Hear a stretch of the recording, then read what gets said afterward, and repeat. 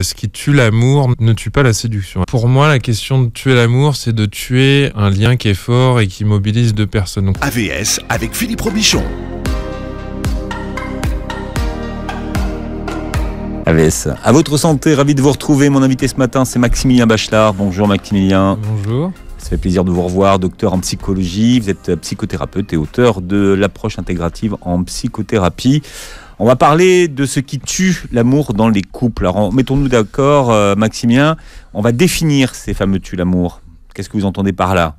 Alors, ce que j'entends par là, apparemment, on n'est pas tous d'accord. Donc, avant de préparer la chronique, évidemment, j'ai réfléchi un petit peu, j'ai repensé à... On pense forcément à son expérience personnelle, après on pense à son entourage, après on pense à son travail.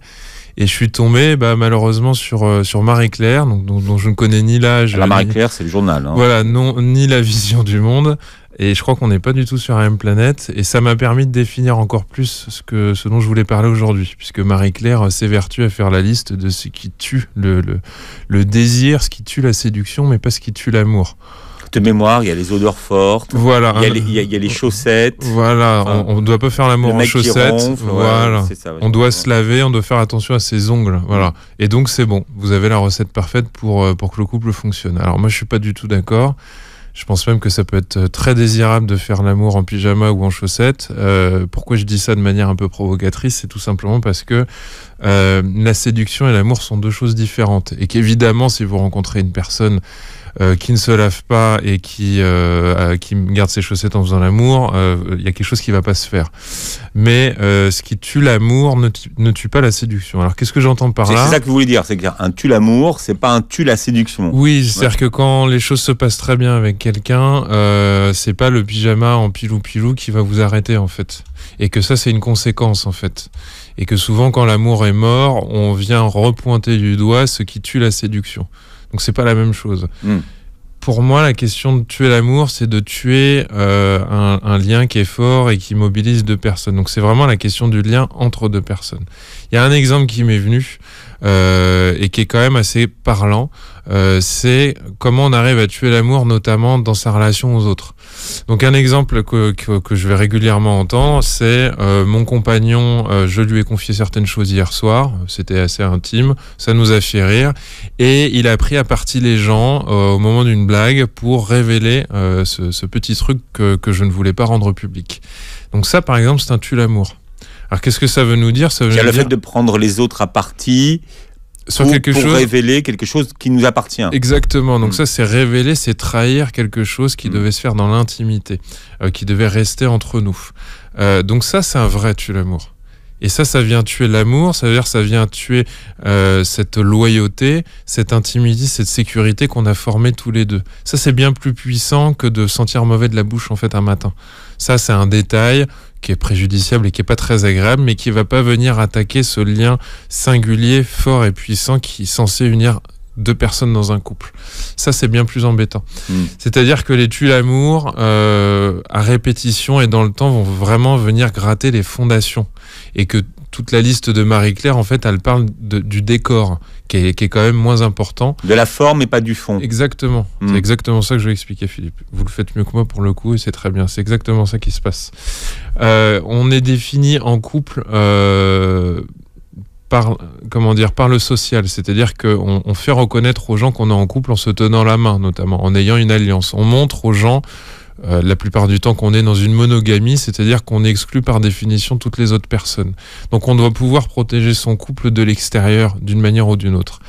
Quand l'homme ou la femme prend les gens à partie et vient par surprise et donner son partenaire en dévoilant quelque chose, il vient trahir ce lien, cette intimité qu'on était censé préserver. Donc là, pour moi, c'est un tue l'amour important. Je ne sais pas si ça vous évoque des choses, mais en tout cas, ça, c'est un élément qui revient souvent et qui va venir égratigner au fur et à mesure du temps le couple. Après coup, on se rendra compte que ça a valeur de trahison, ça va rester, ça va être compliqué, ça vient égratigner quelque chose qui doit être préservé. Oui. Prendre les autres à partie ou peut-être... dénigrer l'autre devant les autres. Oui, ça peut être dénigrer l'autre, mais sous couvert d'humour, en disant alors tu le prends mal, c'est pas bien grave. C'est-à-dire on va se servir des autres pour mettre en place une humiliation, ou par exemple se servir des autres pour parler d'une insatisfaction qu'on a au fond de soi. quelque chose qu'on dit à sa femme ou que la femme dit à son mari et que l'autre n'entend pas. Donc on se dit, en prenant les gens à partie, ça va peut-être faire changer mon partenaire ou ma partenaire. Ce qui est une grave erreur et qui reste la plupart du temps au fil des années. C'est quelque chose qu'on va pas oublier comme ça en fait. Vous voyez, qu'on ait fait l'amour en chaussettes il y a 5 ans, c'est pas quelque chose qui va marquer le quotidien. Par contre, on peut entendre, notamment en consultation, oui, je me rappelle, il y a 3 ans, quand il m'a pris à partie devant sa famille à Noël et qu'il a dit ça je ne l'oublierai pas. Où là, j'ai senti que finalement, il faisait partie de l'autre clan, où j'ai senti que je ne pouvais pas lui faire confiance. Donc ça c'est un tue-l'amour très important. Parce que ça vient attaquer la solidité du lien. Voilà. C'est quoi ça? Donc c'est vécu comme une trahison. On est censé quand on est dans un couple, il y a la notion d'appartenance. On est censé appartenir au même clan d'une certaine manière, et ça veut dire que tout simplement, tu ne me déshabilles pas sans mon consentement devant les autres sur quelque chose qui est intime. Donc ça renvoie finalement au contrat un peu implicite qu'on a entre nous. Et c'est toujours très difficile de se rendre compte que on était parti sur un contrat et que cette petite chose qu'on a trouvé drôle tous les deux hier soir avant de se coucher, n'était pas à révéler aux autres, puisque ça me met en difficulté et ça me fait passer pour l'idiot ou l'idiote du couple. Voilà. Et très souvent, ce genre de mouvement va s'accompagner d'un début de culpabilité chez l'autre, qui va se sentir mal et qui va minimiser en disant « mais c'est pas grave mon chéri » ou « c'est pas grave ma chérie ». Mais le mal est fait en fait. Et c'est des marques qu'on traîne la plupart du temps et qui ressortent par la suite. C'est trop tard, on peut pas reprendre les mots qu'on a prononcés, c'est fini. Oui, et puis je pense que là, ça nécessite de faire une pause un instant, parce que tout simplement, on se rend compte que si on n'a pas bouché la fissure, elle est toujours là, et que continuer à faire comme si, ça règle pas le problème en fait. Voilà. Je t'ai demandé de faire le top 5 des tue-l'amour. Ouais. Est-ce que vous avez réussi à en trouver au moins 5 ou pas? Alors, j'ai essayé. Alors, comment j'ai raisonné? J'ai raisonné de manière à me rappeler qu'est-ce que les gens me disent une fois que la séparation est actée. Qu'est-ce qui reste vraiment? Et comme je l'ai dit, il y a évidemment tous ces éléments qui vont venir entacher la séduction, la libido d'un côté, mais qui sont une conséquence. Et puis il y a les éléments un peu plus profonds qui ont vraiment attaqué ce lien singulier. La perte de confiance envers les promesses non tenues. Ça, c'est quelque chose qui est important. C'est-à-dire que moi, j'ai tendance à me dire qu'on fait une petite tirelire et puis qu'on rajoute une pièce au fur et à mesure et puis qu'un jour, la tirelire, elle est pleine et puis on dit ça suffit, on peut plus fonctionner ensemble. Donc, les promesses non tenues, il y a une sorte de comptabilité. Et un jour, l'URSSAF arrive et puis on fait la compta et puis on dit tu vois, tu devais faire ça, tu ne l'as pas fait, tu m'as dit que tu ferais ça, tu ne l'as pas fait, tu m'as toujours dit que tu m'offrirais un petit déjeuner au lit, ça fait 9 ans qu'on est ensemble, alors ce petit déjeuner au lit, je l'ai tout le temps en ce moment. Beaucoup de femmes viennent me dire voilà, ça fait 15 ans qu'on est ensemble, ça fait 15 ans qu'il dit qu'il veut le faire, il ne l'a pas fait. Ça fait 10 ans qu'il doit faire ça, ça fait 8 ans qu'il doit refaire le faux plafond, il ne l'a pas fait, ça fait 5 ans qu'il est censé expliquer ça à notre ami, il ne l'a pas fait, ça fait des années qu'il nous propose de partir en week-end, mais il ne l'a pas fait. Ça vient avec un autre élément, un troisième si vous voulez, qui est le manque d'initiative aussi. Alors moi j'ai fait une espèce de condensé dans ce troisième point, j'ai mis ennui, prévisibilité et manque d'initiative. Je pense qu'en là, ça pourrait, en tout cas, s'apparenter à de la routine. Oui, alors. Enfin, la prévisibilité, en fait. Mais qu'est-ce qui fait qu'on va voir ailleurs, en fait? La plupart du temps, c'est qu'on a un besoin d'aventure. Et il y a beaucoup d'hommes, même, qui vous diront, je suis allé voir ailleurs, parce que je sais très bien comment ça se passe le vendredi soir. Le vendredi soir, elle rentre à 17h, moi je rentre à 18h30, elle me dit qu'il faut qu'on fasse les machines, et puis samedi matin on part pour aller manger chez mes parents, etc. Donc cette prévisibilité, elle vient tuer l'amour d'une certaine manière, et n'importe quelle aventure est bonne à prendre à un moment donné. Et plein de femmes ou d'hommes vous diront, oui j'ai été infidèle, c'était bien une nuit ou deux, mais ce qui était très excitant, c'est que je ne savais pas où j'allais en fait. Et puis l'autre guidait d'une certaine manière, donc il avait par définition une initiative que mon conjoint ou ma conjointe n'avait plus, quoi. Puisqu'il y a quelque chose d'intéressant dans le couple, en tout cas moi je trouve ça intéressant, c'est qu'on commence avec une excitation commune, une passion, puis vient le temps d'une construction, et on ne sait pas ce qui se passe, on se réveille 5 ou 10 ans plus tard, et en fait on sait exactement tout ce qui va se passer toutes les semaines à venir jusqu'à décembre. C'est-à-dire que on sait très bien que le vendredi soir, pizza, Koh-Lanta, Ça nous fatigue. Ça fatigue ma partenaire, ça me fatigue aussi. Mais il y a une force incontrôlable qui me pousse le vendredi soir à le refaire. Par flemme. Et puis, on espérerait plus tard, quand les enfants seront grands, ou le mois prochain, ou l'année prochaine, faire différemment. Et puis, on se réveille 5 ans plus tard, et on continue à faire la même chose. Donc, il y a une espèce de truc un peu étrange où on a beau combattre contre quelque chose. Ça, c'est quand même quelque chose qui va tuer l'amour tout doucement, un petit poison. Et je pense que dans l'infidélité, pour beaucoup, il y a cette notion de nouveauté, d'aventure, d'imprévisibilité qu'on vient chercher. Donc forcément, ça va appeler à la question de est-ce que le couple est en capacité d'être créatif, en fait. Alors parfois, on va voir un thérapeute comme ça, en se demandant un petit peu qu'est-ce qu'il pourrait nous donner comme truc pour pouvoir relancer le couple. La fameuse thérapie de couple, hein. Oui, mais souvent, c'est une conséquence de quelque chose d'un peu plus enfoui, en fait, parce qu'on peut pas chercher simplement une recette miracle. Parce que en fait, c'est pas bien compliqué de faire quelque chose de nouveau. Il suffit de se dire, tiens, la semaine prochaine, on part juste à l'hôtel, mais on ne le fait pas. Il y a quelque chose qui tire vers le bas. Je sais pas si vous vous rendez compte de ça, et moi je trouve ça très fascinant, c'est qu'on est tout à fait d'accord sur le fait que ça nous fatigue, mais on prend la solution de facilité. Mais c'est le cerveau qui est comme ça. Parce que le cerveau prend toujours des raccourcis. Enfin, il fait ce qu'il a l'habitude de faire. Mais si vous imaginez-vous célibataire, vous vous dites pas je vais me mettre en couple pour faire exactement la même chose tous les jours. Normalement, le couple, c'est la promesse d'être surpris, en fait. Et qu'on sait très bien que les couples qui durent depuis 15-20 ans et qui ont encore le sourire, parce que ça existe, il y a une part il y a une part de folie, quoi, qui vient de l'un ou de l'autre, qui fait qu'on s'ennuie pas, en fait. Et qu'on n'est pas persuadé de ce qui va se passer la semaine prochaine. Voilà. Et ça, c'est un élément qui est important, je trouve. Mais alors, souvent, cette fameuse imprévisibilité, comme vous le dites, le jour où on ne l'a plus, on la regrette. Ce qui peut être aussi paradoxal. Oui. C'est-à-dire que quand on n'a plus Koh-Lanta le vendredi avec pizza et week-end chez papa-maman, on pense que ça vous ennuie, puis le jour où on le perd, on se dit finalement c'était bien. Oui, parce qu'on s'est forgé des souvenirs, mais ça reprend un peu le sujet, pour ceux qui ont bien suivi Beurre FM, sur Noël, en fait. C'est-à-dire qu'à la fois, ça nous fatigue de faire la même chose, et en même temps, c'est quelque chose de rassurant. Ça nous rappelle la couette chaude, et ça nous rappelle le chocolat chaud qu'on prend habituellement. Donc on est à la fois bien et pas bien. Et c'est en ça où vous soulevez un très bon paradoxe, c'est-à-dire que la fonction que ça a, c'est que ça rassure d'être dans la prévisibilité, et ça peut avoir pour fonction de faire mourir peu à peu le couple. Donc il faut pouvoir trouver un équilibre. Mais on peut pas être trop l'un ou trop l'autre. Parce que si on sait jamais à quelle heure rentre notre femme, et si notre femme elle sait jamais ce qu'on va faire du week-end, et qu'on décide tout à la dernière seconde, ça va plus non plus. Il n'y a plus de couple. Il y a chacun qui vit sa vie, et puis on essaye de faire en sorte que ça marche. Et il faudra faire des efforts. Donc ça n'ira pas non plus.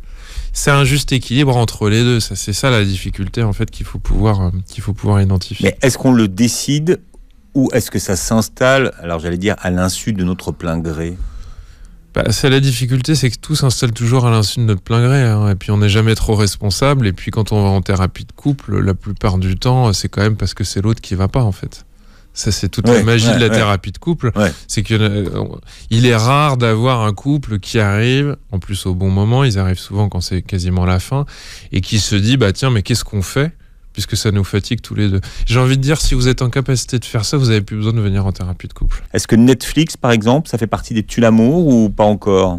Netflix, on peut le faire à deux, en fait. Parce que quand on parle de l'hyperconnexion, quand chacun est sur son portable, déjà par définition, chacun a son activité. C'est un peu comme la question des écrans avec les enfants. Est-ce qu'on regarde ça ensemble, ou est-ce que c'est le prétexte finalement à faire chacun un truc dans son coin ? J'ai envie de dire, en soi, c'est pas forcément un problème. Il y a apparemment des couples qui sont très contents à manger des séries tout un week-end entier, et puis s'ils en sont heureux et s'ils arrivent à avoir une libido, à rigoler, c'est très bien pour eux. Mais c'est vrai que c'est possiblement aussi un moment où on se regarde plus aussi, où on n'échange plus. C'est encore comme avec les enfants, c'est-à-dire si on regarde un film et qu'on n'en dit rien, c'est un peu dommage. Si on peut avoir une discussion quelques minutes après, si on peut échanger, on n'est plus en train de se vider la tête à deux.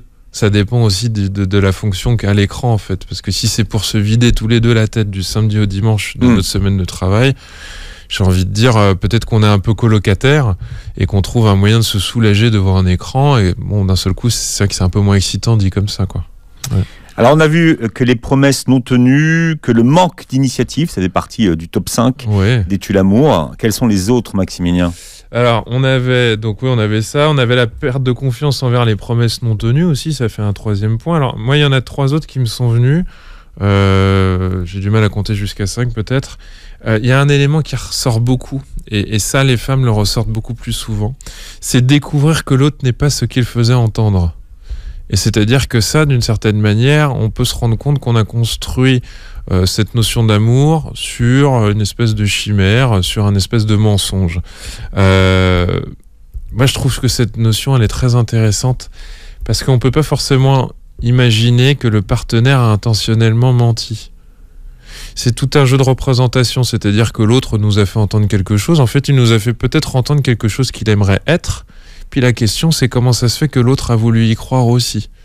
Vous voyez, il y a des couples qui explosent où on se dit, mais finalement, je découvre cet homme et l'homme vous dira, mais c'est pas la femme que j'ai imaginé qu'elle devait être. Parce qu'elle n'est pas celle qu'elle m'a décrite par elle-même. Donc, c'est intéressant ce moment où on passe de la passion à la construction. Et parfois, on n'a pas envie de voir vraiment les choses telles qu'elles sont. Et c'est d'ailleurs souvent le cas, c'est-à-dire qu'au moment de la rupture, 2 ans, 5 ans, 10 ans après, on se dit, je n'avais pas entendu que finalement il était comme ça, je ne voulais pas le voir.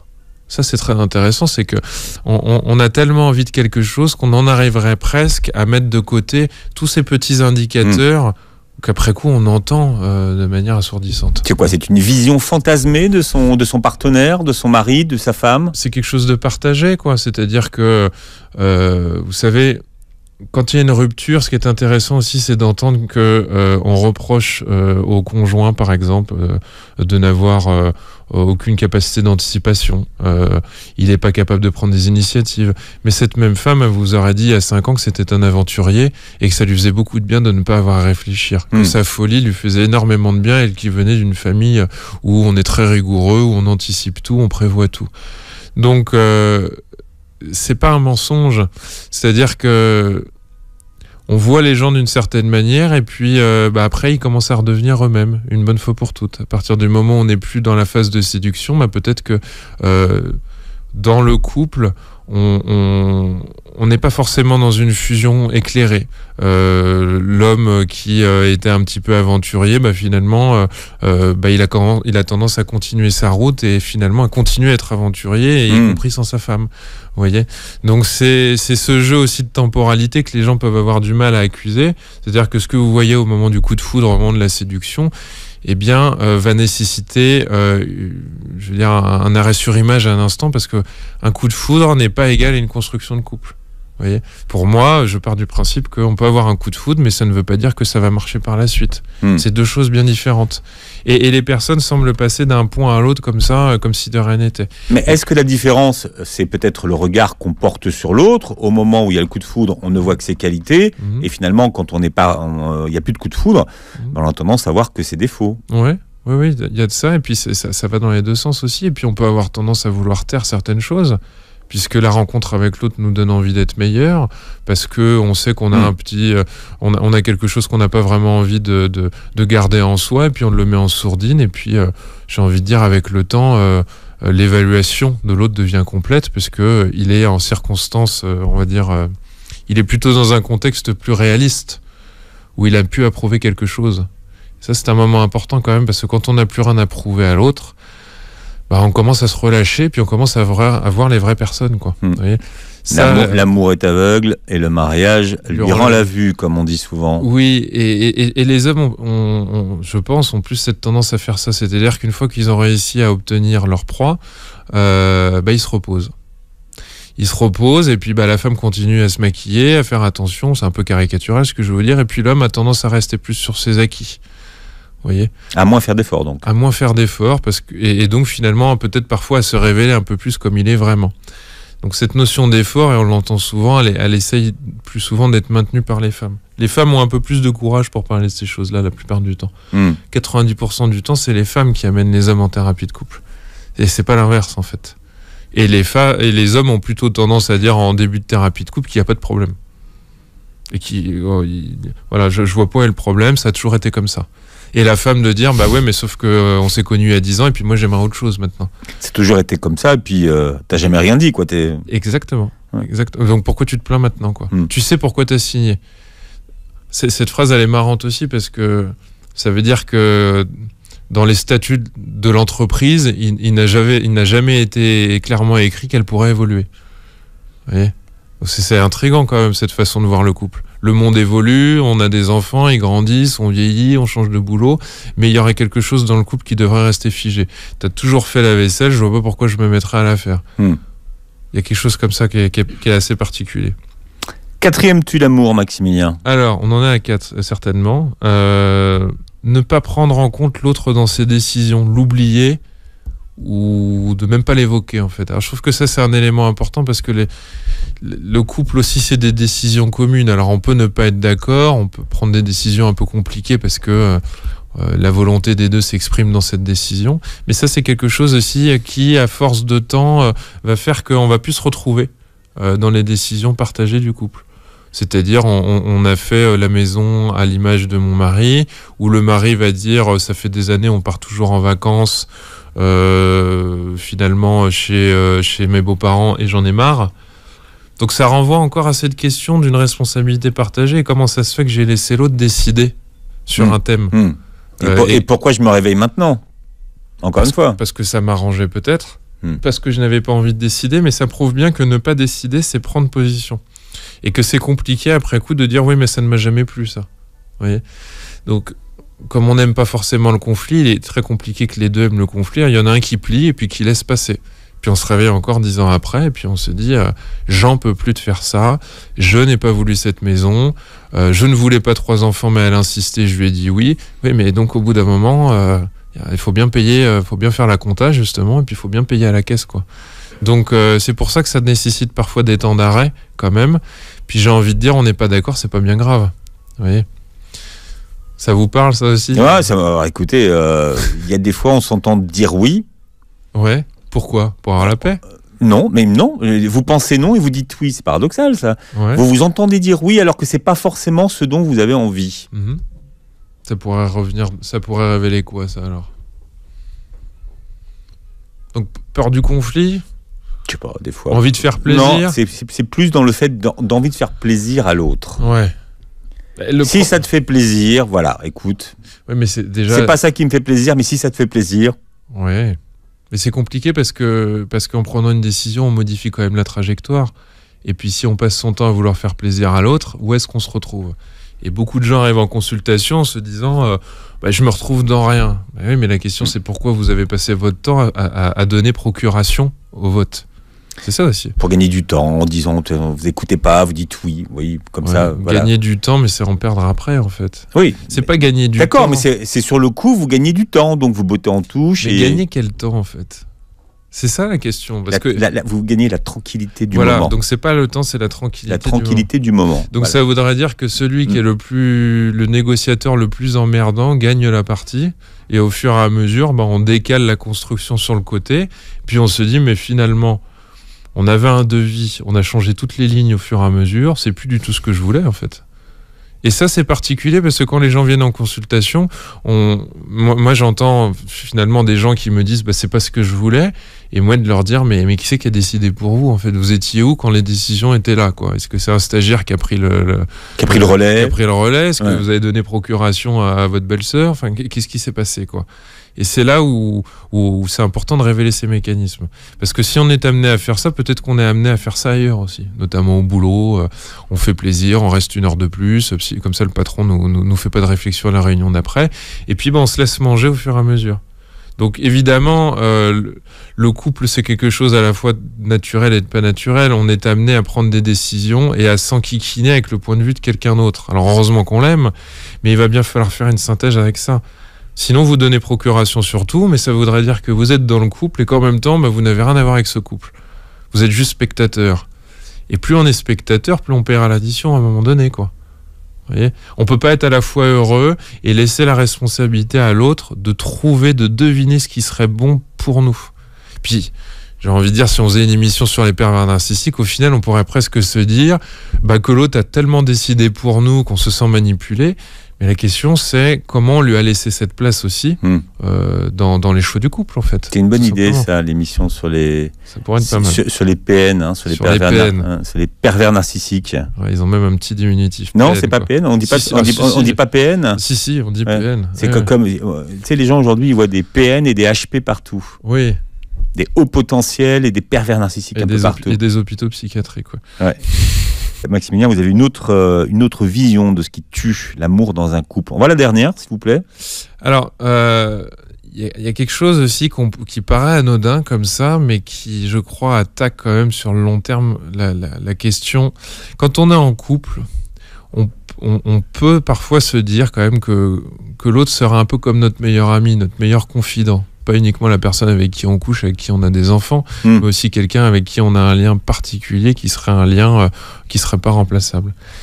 Ce qui pourrait tuer l'amour, c'est de ne jamais se confier à l'autre finalement, et de se rendre compte que monsieur se confie à ses amis, il n'a rien dit de ses inquiétudes, de ses peurs, de ses projections à sa femme, ou inversement, que madame raconte tout à ses copines, mais n'est pas en capacité de pouvoir se confier, de pouvoir partager ses fantasmes, ses rêves, ses envies, ses craintes, ses questionnements, quoi. Et quand ça se révèle au fur et à mesure du temps, ça crée une distance par définition, puisque la question qui va se poser, c'est qui je suis pour l'autre, finalement, puisque son copain de beuverie ou sa copine avec qui elle traîne pour boire le thé en sait plus sur cette personne avec qui je partage ma vie, avec qui je peux avoir des enfants, que moi.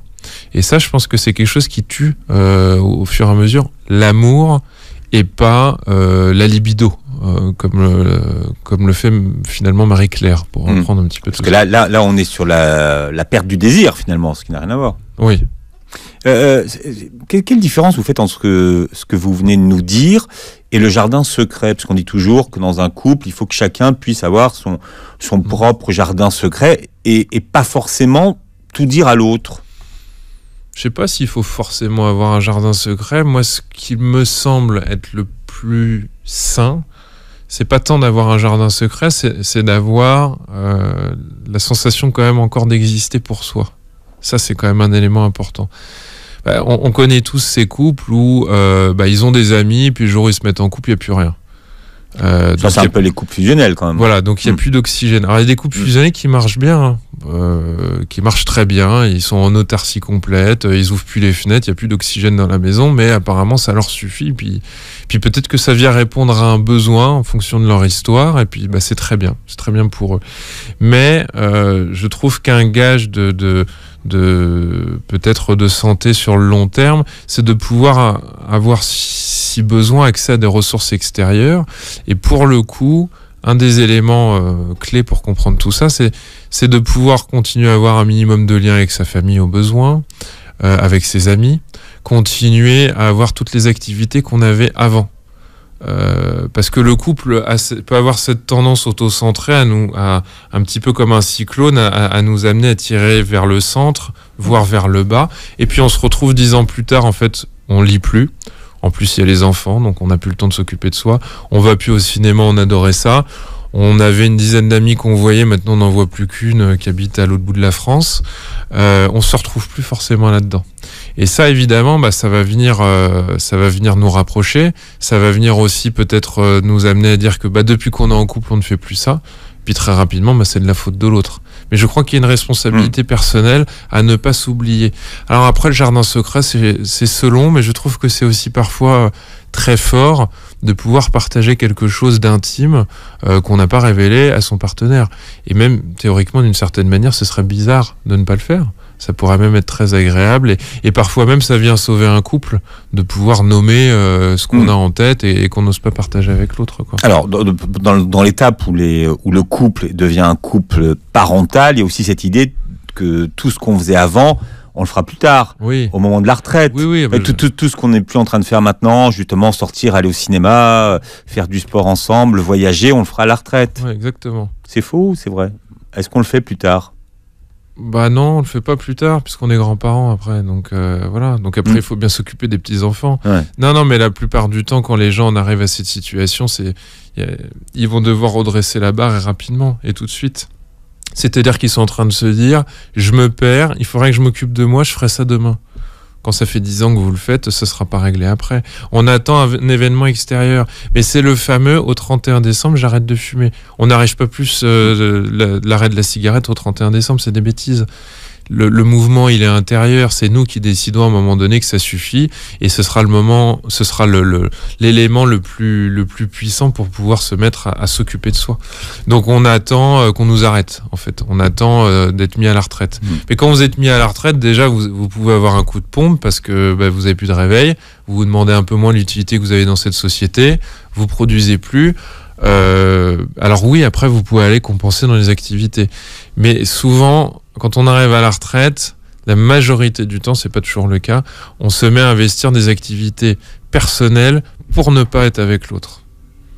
Parce que subitement, on passe tout son temps avec l'autre. Bah oui, parce qu'on laisse toute la journée sur le dos, et j'ai envie de dire, d'un seul coup, c'est un réveil qui est assez brutal. Pour la première fois de la vie, c'est 24 heures sur 24, 7 jours sur 7. Et il n'y a pas tant de couples que ça qui, arrivés à la retraite tous les deux, se mettent à fonctionner comme un joli couple comme au départ, en fait. Bien au contraire, monsieur, il va enfin aller faire son PMU le matin et promener le chien, et madame, elle va enfin voir ses copines. Mais on est dans un mouvement où peut-être même on vient éviter le couple. Et on va se retrouver sur le couple grand-parental parce qu'il y a les petits-enfants qui viennent. Maximilien Bachelard, les hommes trompent leurs femmes, les femmes ont du ressentiment. D'abord, qu'est-ce que c'est que du ressentiment ? Est-ce que vous pouvez le définir, ce que c'est ? La plupart du temps, ce qui se passe... Alors, c'est pas une constante pour tout le monde, mais il y a beaucoup de femmes qui, à un moment donné, vont mûrir l'idée de partir. Alors, peut-être elles ont croisé quelqu'un, elles se disent qu'elles valent mieux, elles se disent qu'elles en ont marre, etc. Et puis, le mouvement qu'on voit le plus souvent, c'est qu'elles mâchouillent quelque chose. Elles sont en colère. Leur mari rentre tard. Alors, au début, ça leur permettait d'avoir de l'air. Et puis là, ça commence à les énerver. Ils ronflent. Alors, ça les dérangeait pas. Et puis d'un seul coup, ça devient insupportable. Il fait du bruit en mâchant. Il perd son courage quand on est en repas familial. Alors avant, on trouvait qu'il était protecteur et qu'il voulait pas de conflit, mais maintenant, on se dit que franchement, on aurait bien aimé avoir un vrai homme à la maison. Et donc, pendant 2, 3, 4, 5 à 6 mois, moi, j'observe assez souvent des femmes qui nourrissent un ressentiment, comme si finalement, ça permettait de ne pas se retourner une fois que c'est terminé. Les hommes quittent rarement avec un grand ressentiment et les femmes nourrissent plus facilement ça, notamment entre elles. Je pense que ça leur permet de comme je le dis, de ne pas avoir à se retourner après, quoi. Voilà. Quelles sont les techniques que vous pouvez partager avec nous pour se rappeler qu'on est en couple, qu'on est ensemble, s'il y en a? Je sais pas, parce que je sais pas s'il y a vraiment des techniques. Quand les gens viennent chercher des recettes miracles, c'est compliqué parce que c'est comme si vous deviez leur servir de post-it sur le frigo. Mais on peut quand même se dire, moi c'est ce que je dis déjà pour éveiller au départ un peu la conscience des gens que je rencontre, c'est que je leur dis, écoutez monsieur, vous occupez de vous, madame vous occupez de vous, chacun fait comme il peut, mais peut-être que le couple ça pourrait être un personnage à part entière. Donc, quand les gens me disent, alors ça marche pas toujours évidemment parce que je viens les bloquer sur un processus qui est apparemment plus fort que quand je leur dis, c'est quand la dernière fois que vous avez été tout seul sur les enfants, c'est quand la dernière fois que vous êtes parti en vacances. Donc ils me disent, ça fait longtemps, on s'en souvient plus. Quand est-ce que vous comptez le faire ? On va le faire cette année très certainement. Je pense que c'est intéressant de prendre rendez-vous. Un rendez-vous de couple. Mmh. On sort nos agendas tout de suite et puis même si on n'est pas disponible maintenant, même si c'est au mois de mai, on va se prendre 3 jours, on va se retrouver. Mais il y a beaucoup de couples en fait qui ont peur de ça. Ça, c'est le truc qu'il y a derrière. De se retrouver ? Oui, parce que qu'est-ce qu'on va se dire ? Est-ce qu'on va pas s'ennuyer ? Et puis quand on va se retrouver à 300 km et qu'on sera au bord de la mer, quand on va rentrer dans l'hôtel, est-ce qu'on va pas se foutre devant la télé bêtement, regarder TF1 comme d'habitude ? Qu'est-ce qu'on va avoir à se dire ? Parce que les enfants, le travail, tout ça, ça occupe quand même. Donc il y a beaucoup de couples qui ont peur de se retrouver en fait, vraiment. Monsieur ou madame a peur de passer à la casserole aussi, parce qu'il n'y a plus de libido depuis un moment. Donc qui dit hôtel, qui dit romantisme et qui dit 3 jours de vacances, dit on va avoir envie l'un de l'autre.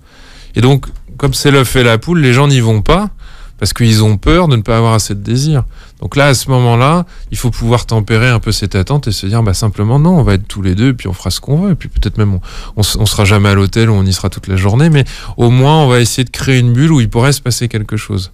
Les gens, anticipant que ça va pas se passer comme prévu, ont tendance à repousser. Donc, quand on est un peu vicieux comme thérapeute, on va leur dire, allez-y, est-ce que vous voulez mettre une date? Et puis, vous voyez les gens tergiverser ou développer des stratégies parce qu'en fait, ils sont inquiets de quelque chose. Madame va dire, oui, mais moi, j'ai pas envie de faire l'amour obligatoirement. Monsieur va se dire, moi, j'ai pas envie de faire tous les musées avec madame parce que ça me gonfle, j'ai envie de me reposer. Et donc, finalement, là, vous commencez à voir les inquiétudes de l'un et de l'autre. Voyez. Donc il y a beaucoup de paradoxes dans le couple et notamment il faudrait qu'on se retrouve et comme par hasard on peut pas, donc on verra plus tard. Ouais. Alors ça fonctionne ou pas la thérapie de couple?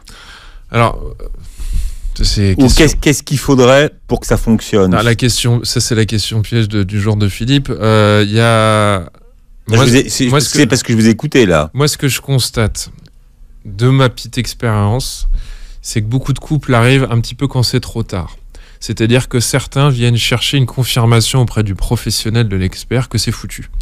Donc ça vient souvent de madame, parfois ça vient de monsieur. Rarement de monsieur, c'est plus rare. Voilà, quand on est en moment de crise, c'est plus souvent madame, et on vient chercher un tiers extérieur qui viendrait ausculter le couple et prononcer l'heure du décès. Voilà. Ou de se demander si c'est encore récupérable en fait. On va voir le mécano et puis on lui dit est-ce que finalement on continue à réinvestir dans la voiture ou est-ce qu'on en change? L'idéal serait forcément que les gens arrivent un petit peu plus tôt et j'ai envie de dire l'idéal ce serait déjà que monsieur et madame soient d'accord sur un premier point, c'est qu'il y en a marre. Parce qu'un des indicateurs que la thérapie de couple va avoir un petit peu de mal à démarrer, c'est souvent que les deux sont même pas d'accord. C'est-à-dire que madame dit mais ça va pas depuis 3 ans, on s'engueule tout le temps, on fait plus l'amour, je ne peux plus voir ta famille, on s'engueule devant les enfants. Et le mari de dire oui mais bon ça va, il y a pire quoi. En gros, circuler, il n'y a rien à voir et puis taisons-nous, ça va passer. Donc les femmes sont souvent plus à même de relever le problème et de le mettre sous le nez du mari. Et j'ai envie de dire oui l'idéal ce serait d'avoir un consensus minimum sur le fait que ça ne va pas quoi. Voilà. Donc oui, évidemment, ce serait plus simple si les gens venaient plus tôt. En suivi individuel, moi, j'ai pas tant de gens qui arrivent trop tard entre guillemets. Ils arrivent toujours plus ou moins au bon moment. Mais en couple, il y a quelque chose où on vient, on a essayé de se débrouiller par soi-même et on n'y arrivait tellement pas qu'on est arrivé aux urgences. Et puis j'ai envie de dire, il fallait peut-être venir en consultation 2 semaines avant parce que maintenant il va falloir opérer quoi. Ceci dit, si on y va, c'est qu'on a envie de sauver son couple. C'est paradoxal parce que vous savez, parfois on a besoin, mais c'est plus compliqué que ça parce que ça peut être monsieur qui vient pour démontrer que sa femme est complètement folle hystérique. Vous voyez, vous pouvez pas en placer une comme moi. Ou c'est madame qui va dire vous voyez, c'est moi qui le traîne, il en a strictement rien à faire. Je souffre, il est pas d'accord avec moi, mais il pourra au moins l'accepter que je souffre. Donc toutes ces questions-là, elles sont importantes. Elles reviennent régulièrement sur le vécu, ça. Il y en a qui doivent peut-être se retrouver dans ce que vous dites. Maximilien Bachelard, merci d'avoir été avec nous ce matin. Vous revoyez l'émission sur la chaîne YouTube de Beurre FM. Vous réécoutez le podcast sur beurrefm.net. À bientôt. Merci Maximilien.